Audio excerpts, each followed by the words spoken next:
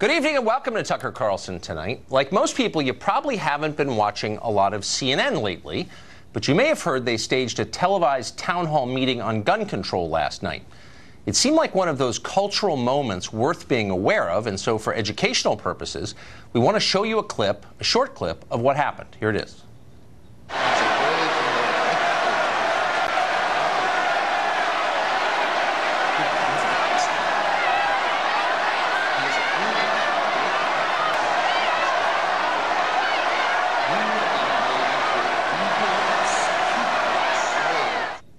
Wait, sorry, I'm so sorry. That was actually the 2 minutes hate scene from 1984, the film version of George Orwell's novel. We got the footage confused. It was easy to do. Here's the CNN version of that.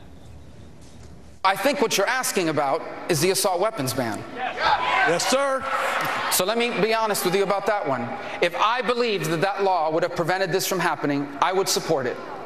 But I want to explain to you why it would not. Can you tell me right now that you will not accept a single donation from the NRA in the future?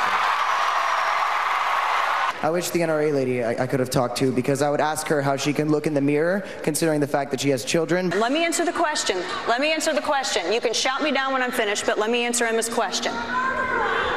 He should have been barred from getting a firearm, and he should not have been able to. He should not have been able to purchase a firearm. So if I could change time and change circumstances, I would have done everything in my power to prevent that. You just told this group of people that you are standing up for them. You're not standing up for them until you say, I want less weapons. I want to thank Dana Loesch of the NRA and also Sheriff Scott Israel for being here to listen to your questions. Emotions were inflamed, and obviously we understand why. But yelling and nastiness don't help anyone. It's precisely in times of tragedy and distress that we need the calmest and most thoughtful voices. CNN last night brought us the opposite. They did it to make money. But they also did it for ideological reasons. That wasn't a town hall meeting, and it certainly wasn't a news event. It was an act of ritual public humiliation for anybody who disagrees with CNN's transparently clear position against gun rights. Dana Loesch was there last night. She was the one you just saw being called a murderer on stage. She spoke about her experience earlier today. Many in legacy media love mass shootings. You guys love it. Now, I'm not saying that you love the tragedy, but I am saying that you love the ratings. Crying white mothers are ratings gold to you and many in the legacy media in the back. And notice I said crying white mothers, because there are thousands of grieving black mothers in Chicago every weekend, and you don't see town halls for them, do you? Well, she's certainly right about the deep corruption of the news media. How corrupt? Well, Colton Hobb, a JROTC cadet who helped lead students to safety during the shootings in Florida last week, went to the CNN event last night, or wanted to. He says CNN producers rewrote the question he wanted to ask. CNN denies scripting anything. In other words, they're claiming that Colton Hobb is a liar. Colton Hobb joins us tonight. Colton, thanks for coming on. Absolutely. Thank you guys so much for having me. And before we get into anything, I just want to make sure that everybody hasn't forgotten why we are actually here tonight. I mean, we lost 17 lives last week, and yes, I actually physically put 2 to rest, and to me that was the hardest thing in the world to endure. I mean, nobody should have to go through this, so as long as we're taking the right steps to move forward from this and make sure that this doesn't happen again, I'm all for that. Well, we certainly haven't forgotten. Thank you for reminding us yet again, and we think that the only way to make the country better and maybe put a dent in this scourge is to have a rational, thoughtful conversation about what to do next.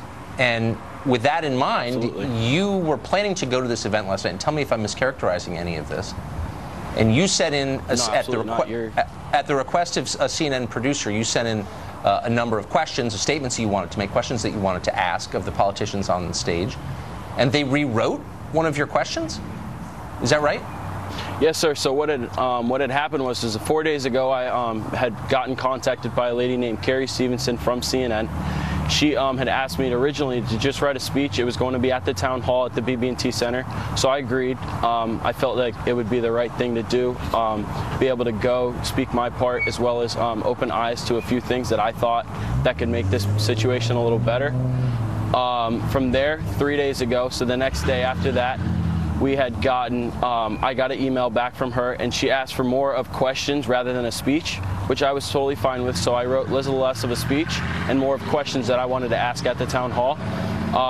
The day after that, it was more of just questions. She asked for just questions that I would like to ask.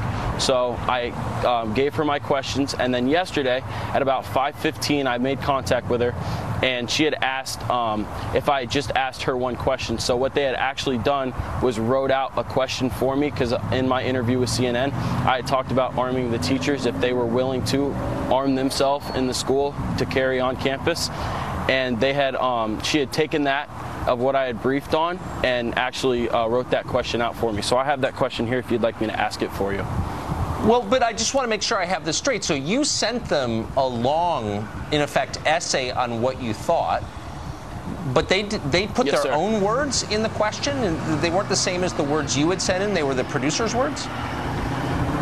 Absolutely. They had taken what I had wrote and what I had briefed on and talked about, and they actually wrote the question for me. But not with your words. I mean, they put their own words into your question, even after they'd asked you to send questions in. But that seems dishonest. It definitely did, and that's kind of why I didn't go last night. Originally, I had thought that it was going to be more of my own question and my own say, and then it turned out to be more of just a script. And she had actually said that over the phone, that I needed to stick to the script. That's remarkable. What did you watch last night? I watched a little bit of it. I kind of felt like I didn't really need to, because I knew that as soon as what had happened with me, that it was going to be more scripted and wasn't actually going to be actual questions. Then I didn't feel the need to fully watch it. So if CNN was willing to reword your question, put their own words in your mouth, and as you said, you didn't want to go along with that, do you think they did that to other people last night? I mean, absolutely. From what I did see, I'd seen a couple people that had asked questions before I did leave my house. And it was a little piece of paper cut out.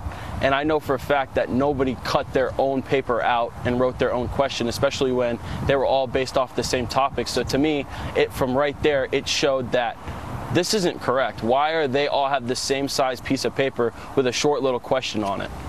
So to I guess me, it was a total what's waste surprising of my is time, you're not just some person off the street. You're a survivor of this shooting, and the point was to listen to you, to the survivors of the shooting.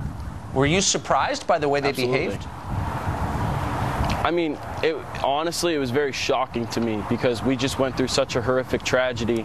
For them to take that and now make such a big news cast over what they want to hear, it was very upsetting to me. It's shocking to us too. Trust me, in the actual journalism business. Colton, thank you. Thank you for telling us that. It's really interesting. Absolutely. I appreciate it. Absolutely. Godspeed.